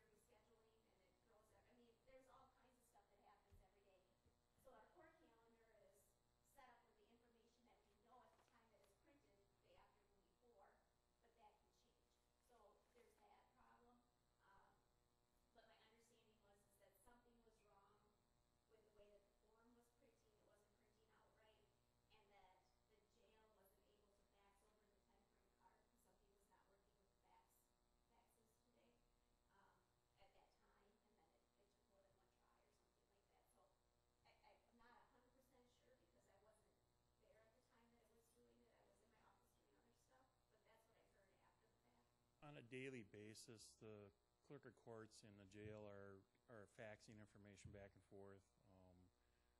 They're exchanging information. You know, we're trying to fine tune the process of working with the courts to get this additional information with this DNA collection up front and that. So today was just a day that it sounded like anything that could go wrong did go wrong, but it's not the normal case.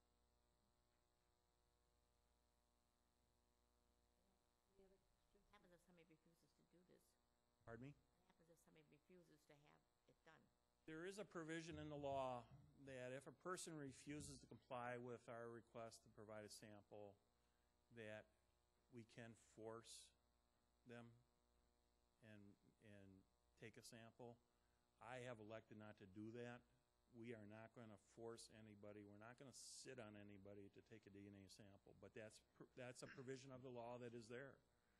It's like a forced blood draw. I mean, if somebody commits a serious crime, we will literally sit on top of them to get that blood draw. But we're not going to do this with the DNA collection because there is a provision in the law that we can turn around and we can charge them with a crime, and that would be failure to provide a DNA sample. So if somebody refuses, and in this case, if this would happen today where the person says, I'm not going to give you the sample, then the courthouse security staff would have let the person go, but then they would have turned around and we would have been filing charges to make a criminal complaint against them for not complying with the DNA law. So that is covered in the law, that there is a penalty for not doing that. So we can summons them in the court, we can have them go through a trial for not providing the DNA sample, and then upon conviction, they'll have to give the DNA sample. So Larry, did you have a question? I have a couple concerns.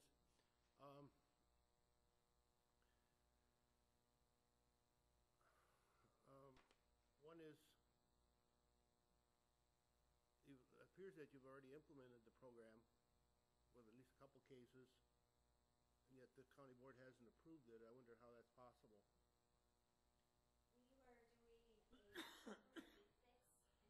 could come up with a solution because the law started April 1st. We needed to do it someplace until we could come up with a solution. But there were other alternatives you could have used. At the time, we felt it was in the best interest to expedite this as soon as possible, to get this done and to do this. And to be quite honest with you, we're still trying to sort out this whole process and that.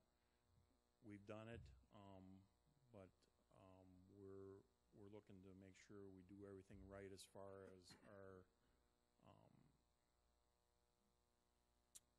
rules that we have our courthouse security people operating under. Right now, our courthouse security people are signing long form complaints. I mean, they're signing complaints in the district attorney's office. They're walking through and they're presenting themselves in the other parts of the building in the North Annex. They're still here doing their job, but this is something we're trying to see if we can get it done as My fast as possible. understanding that some of the security officers don't want to do this, and they may And end I up will leaving their address that with position them. if it is passed. That's why we're here tonight, to ask for a modification to that resolution. In my discussions with the people, the three people we have, they have not expressed those concerns to me. They expressed concerns of how the process would work, and I mean, that's what we're working on with them, clerk of courts, and our staff over at the jail. So, I think once we can put together the final process, I think everybody will know what's expected of everybody. We'll have the communications in place between us and the clerk of courts.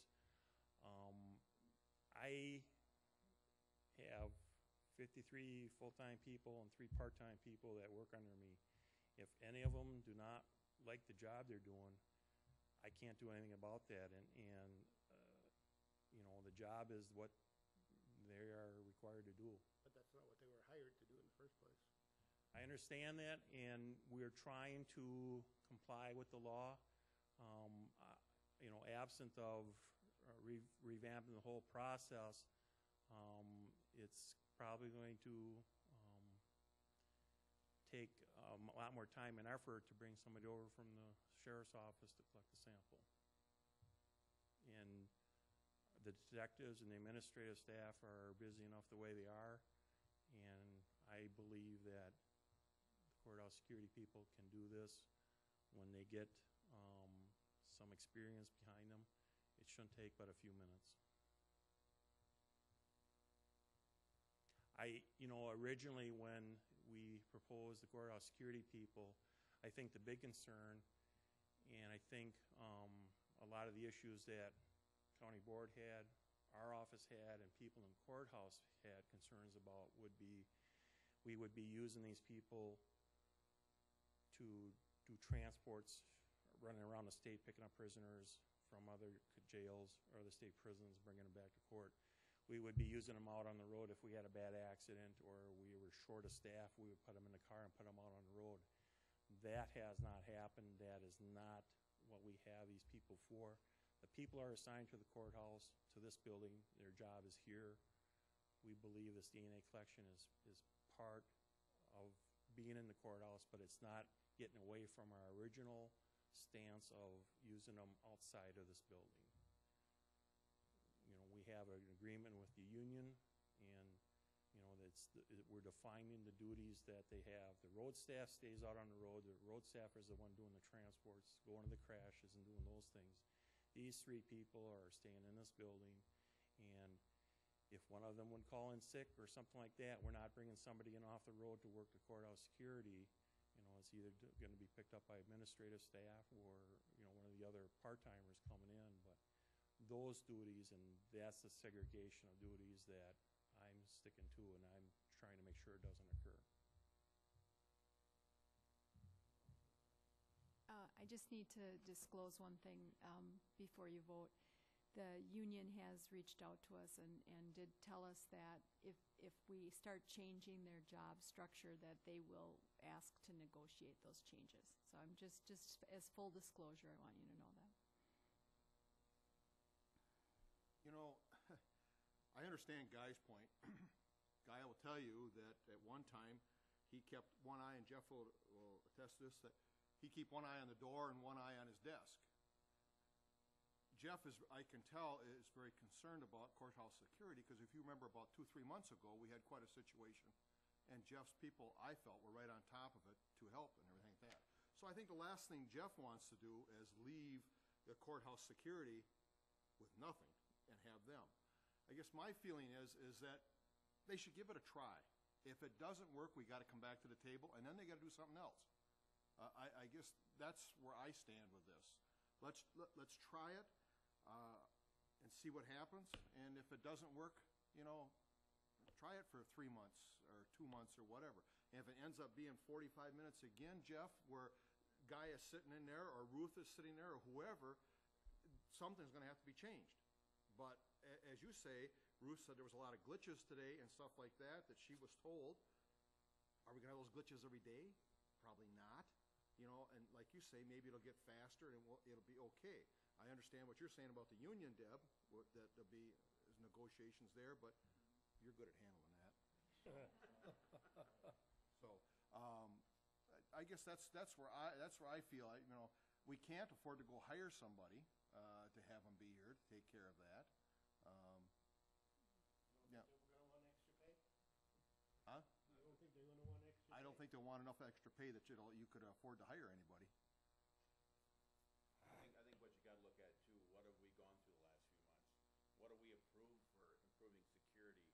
Doors locked, entryways, with the lockdowns. I mean, now do you want to make sure that somebody's going to be missing when something could happen? I mean, you go through all these efforts, you take all these painstaking security steps, and then we're going to take away the one thing that we put in place so that doesn't happen. So, I understand where Jeff's position is, because budget, personnel, everything, it's a real tough situation. But I don't want to evaluate a problem by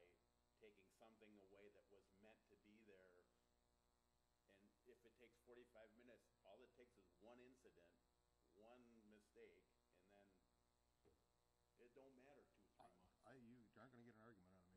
I agree with you, Don't but matter. I'm just saying, Barry, that I think they ought to, ought to just try it, because maybe it only takes, you said 5 minutes, 10 minutes at the most, if everything goes right. Am I right or wrong? That's what- Nobody knows. And that's see, we what don't we've been know doing. because we haven't tried it. Well, this is That's why, the this thing. is why I'm asking when it has to be done. Does it have to be done as soon as the guy is convicted? Right. Or is there a time, Sure. come in tomorrow and get it done, or whatever, Does it have to be Well, I done right understand away? your situation. If it's a misdemeanor with a fine, obviously they're released. So, but can they be held to the end of the court time? The concern that I have and others, and other sheriffs have talked about is, if somebody is convicted of a misdemeanor and they don't have to report to jail, we don't have the ability to get that sample right away. If they leave and they don't provide the sample, who's liable? Who's the one that, if something happens down the road, and what's gonna happen, and I guarantee it, that person doesn't provide the sample, but somewhere down the line, they commit a real horrible crime, and all of a sudden it comes back that Sheriff County didn't collect a DNA sample. Who do you think's gonna be out hanging on To that be one? ordered to report to the sheriff's department and have it done there? Yes. And if they don't, then they're in trouble again. Right, the ultimate responsibility is on the defendant, who is ordered by the judge to provide the sample. Will the county get sued if one is missed? Of course we will, because we get sued for everything else. But the ultimate responsibility is on the defendant. They are the ones who are ordered by the court to show up, wherever the court tells them to show up. So, I mean, they're the ones who can be, there's some responsibility for that too. So if you're talking one a day on average, I mean, maybe that's an option. Maybe say you have to report to the jail, give your DNA sample, and if they fail to, then you can go back on failure to give a sample. I mean, there's all, It's always an option. Well, I think they have a more secure place and a private place over at the jail than they do in the courthouse on, I'm sure there's areas here that they can put someone to do that if it's a short process. But, I guess I kind of feel like both the guys do, there's pros and cons to both sides of it. But I wanna make both sides, feel comfortable, your budget and yourself and the court system also. I don't wanna see guys sitting up there having to worry like he used to, before, you don't wanna see that. So that's why I say that you should just try it for a month or try it for a short period of time and then look at it again. I mean, that's, if it, and if it's. I think we should try it anyway and see how it works. What took 45 minutes today could take 10 minutes tomorrow. If it, And the other side of that, the other part of that is that you say one a day, but chances are Lieutenant Piaski will be here, and then he will do it. And, all they gotta do is bring him down, or they could send him down. So I would like to see us try it, but that's just my opinion. my understanding that if Mark is here, he will take care of it and the security doesn't have to worry about it. Am I correct? The way we've always worked it is when the emergency management lieutenant is here in the building, if the deputy is busy with something else, Mark still has the ability to respond or does go through the building and is present. I mean, if something occurs where one of the 3 deputies is busy with something and Mark's in the building, he still is up in the courtroom, he's still present, he's still able to respond. I think we should try it the other way and see if we have a problem with getting people to go over to the sheriff's department and have it done there.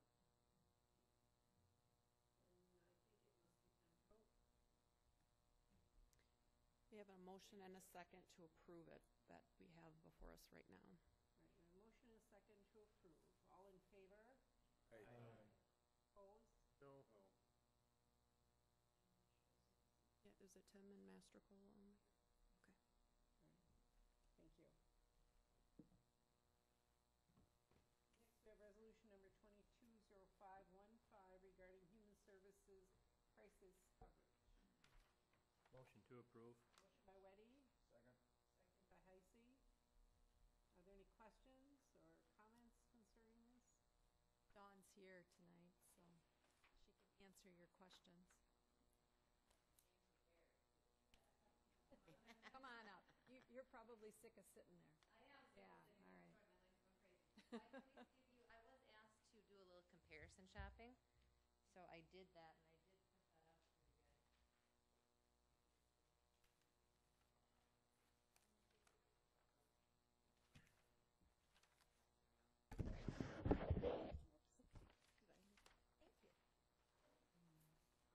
you. So if you take a look at that, the big thing you're going to notice, the difference between our crisis, and just to clarify, this is for dealing with on-call emergencies. There's mental health emergencies, someone's suicidal, someone's, needs detox, a child has been brought in who has either committed a crime or has been alleged to have been maltreated and is brought into the sheriff's department responds. These are our crisis team responds to emergencies actually all day long, but specifically on-call, they deal with all of our systems. During business hours, our child and family experts, Child Protection Services or juvenile delinquency, would deal with emergencies during business hours. And if a person is receiving case management services through like CCS or CSP and there's an emergency with that client and if that worker's available, they respond to that emergency with that client. But otherwise, crisis responds to all emergencies during the day unless there's we need an expert or there's a worker that's already working with that person, and they do all of our after-hours emergencies.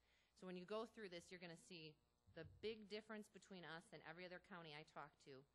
And I didn't include the real big counties because they're even more segregated than the smaller counties. And these are the ones that are right next door to us.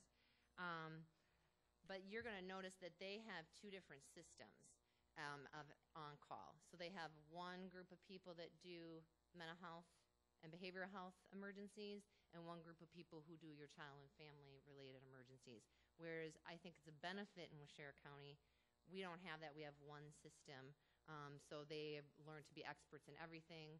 They will call me after hours. They'll call our child and family services supervisor after hours if they have a question. They can call. We have a whole list of on-call social workers if they have a quick question. They're exempt now, so we can do that. So in any event, that has not been an issue, and it's worked really well for us. You can see that out of the 594, so almost 600 calls we got last year, 375 of those were after-hours calls, and that's just the initial call. So we average over one a day, and that does not include any of the collateral contacts, calling the hospital to see if they have a bed, calling the family members if they talk to them, or that same individual if it's for the multiple calls within the day. But anyway, so you can just see kind of the breakdown of what other counties are doing. I will say counties talk. We have a number of staff that have come from Marquette or Green Lake County, so they know what they do. Some Marquette County, you can see, does some time off. Our staff did ask for that, and just so you know, they're asking for this change as well in the resolution. And they asked for more flexibility with between pay periods. And talking to Deb, we didn't either. We couldn't go down that road, or we didn't want to go down that road. Again, I understand there was in the past they've had beeper time, if you will. I know they called it something else. I can't remember what they called it. OCC. Okay. And that didn't work as well as we had hoped, but you can see that Marquette County still does that, and they get quite a bit of time. You can see what Green Lake does. Adams is a little different. They have not only the two systems, and if a worker goes out, they get a minimum of 2 hours, even if just for walking out the door. But they also have a private provider, and Diane was going to email that to me, and she didn't as of tonight, how much that private provider, but that's someone who takes all the calls. So that would be similar, all the crisis calls. So if Sheriff's Department had a crisis, they'd call that private provider first, who does kind of weeds out who doesn't need, which emergencies don't need a body to respond to. And they conduct some assessments, include some paperwork and other things like that. So in addition to that $18,500 a year that they're paying their own people for the two different systems, they're also paying a private provider to take the actual calls. And then Wapaka County, you can see what they do. So currently, we just have the 4 staff. We spend about $12,300 a year, I figured, on call, just to compensate them. Again, they're asking for this change. We figure it'll cost about $5,000 more a year if we'd make this change for the resolution. These are mandated services. We don't have a choice. We do have to provide them, and then you can kind of see the level that we do compared to what other counties around us do. Let's see what else I could say. You know, again, what I like about it is I think it accomplishes 3 things for us. First, it makes us more compatible with counties around us, and like I said, counties do talk. There are a lot of job openings out there right now, which makes me a little nervous that we don't have people leaving Waushara County would be bad. Also, the 4th bullet on the whereas on your actual resolution. If these folks make a mistake and say they don't get the right paperwork or they don't get the doctor's, they have to have the doctor's approval within 24 hours of putting someone in an institution, or in the hospital or what have you. If they make a mistake, or if that person doesn't have insurance and we haven't worked with that person to get insurance, some of that you can't help. But that would, if they make a mistake on one of those, it approximately costs us $1,000 a day. Hospitalizations are very expensive. Institution placements are very expensive. And if you see on the next bullet, our hospitalizations have steadily decreased over the last 4 years. We were 66 in 2010, and in 2014 we went down to 19. So that's good. That's beneficial to everyone if you can safely keep people in the community and they don't have to go to the hospital and the taxpayers don't have to pay for that. Also, we are at 0% in 14 for readmission in 30 days, which again is a good sign. You don't want to be taking people in and out of the hospital if you don't have to. So that's good.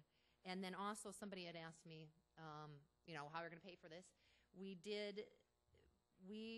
They brought in $50,000 in 2014 for, they can bill. We can bill MA and private insurances for some of these services, not all, but for some of them we can, which exceeded our expectations by over $16,000.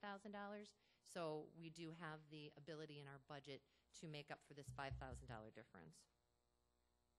So again, I think this provides us more, keeps our good staff here. It allows us some more flexibility in who can. So if one staff wants to take more and one staff wants to take less, we can do that without having to know we each have to take an equal amount. Also, we can train more staff to do this on-call, so we're not burning out those 4 people. We've done that in the past. We do have a therapist who currently is trained in both systems, so who, if she was interested, could do that now. Otherwise, we can work to make our staff, again, more flexible and more able to respond to all sorts of things that come up. Any other questions?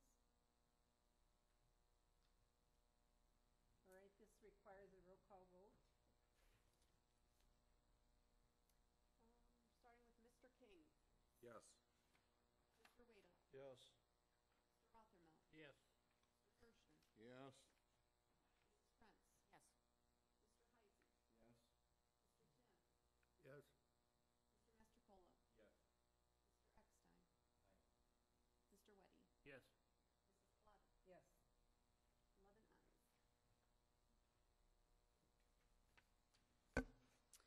Ordinance number 584, an ordinance amending section 26-1C1 of the Waushara County Code to add specific ordinances relating to overweight violations.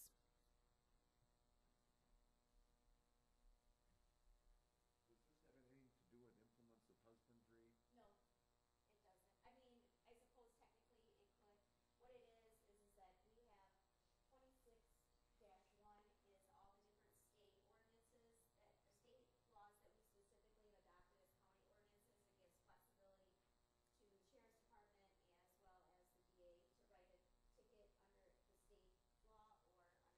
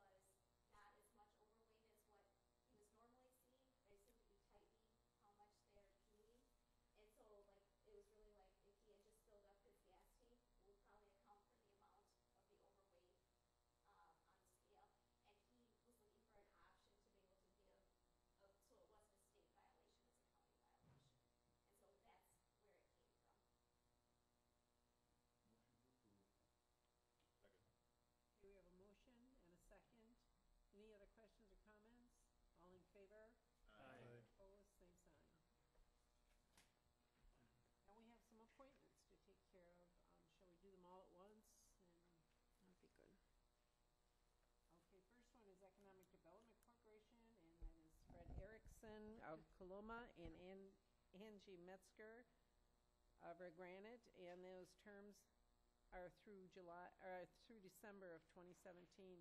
Ethics Board would be Jim Jarvis, Watoma, Jim Miller, Hancock, Paul Miller, Hancock, Kent Peterson, Wild Rose, and Linda Steffen, Wild Rose.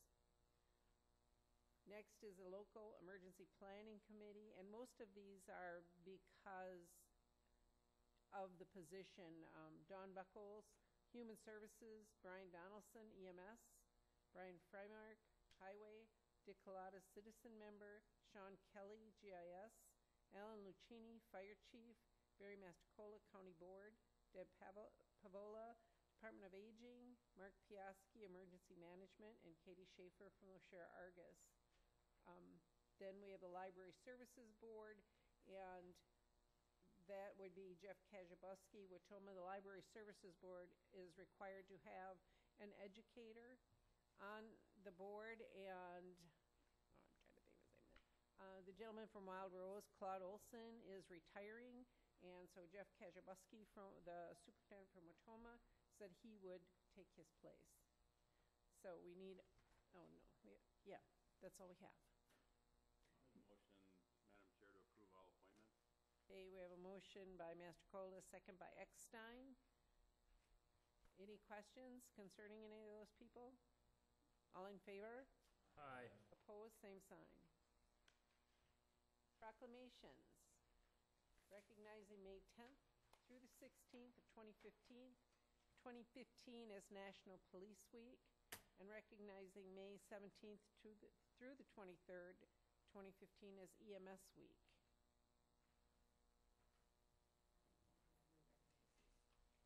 Thank you. Motion by Bernadette, second by Everett. All in favor? Aye. Opposed? Same sign. All right, board suggestions for future agenda items. I have one that I will share. I received a letter concerning the wolf population in Waushara County. In the state of Wisconsin. And what they hope to do is limit the amount of wolves to 350. I don't know who's going to count them. And I don't know who's going to tell the 351st one that they have to leave. But I want you to look at this and see if it's something, if you want to do a resolution on this, we would have to let Ruth know and go accordingly. Okay? Anything else? Thought about going to different county boards, town boards. Are we still going to do that now, or is we're going to have? Yes, next month, we are going to meet in Springwater. Prepared to be impressed. Oh, yeah. I think Everett is providing treats. Directions, I hope. Be lucky we got indoor plumbing. Okay, we need. To see how the rest of us live. On that note. Move to adjourn. Motion by Eckstein, second by Weddy to adjourn. Second. Okay, to adjourn. All in favor? Aye. Opposed, same sign. We're setting up Sheriff, when I get arrested, if I shoot one of them wolves, if there's Either over one. 350, Yeah, my or guess. do arrest me if I, or the DNR arrest me if I shoot one of them wolves over 350 for the state. I heard you were gonna start farm. I would care if it wasn't. For livestock. Start farming and hang right. Gary Ford, my full-time job, and I'll make my full-time job. I heard you Till were that day. Mark, I heard you were gonna start farming over there, Gary said. So he cleared the land for you. Yeah, we got 17 acres. Larger than this. We're gonna take the other 180 and put a pivot on it. Next year, we'll be busy this year.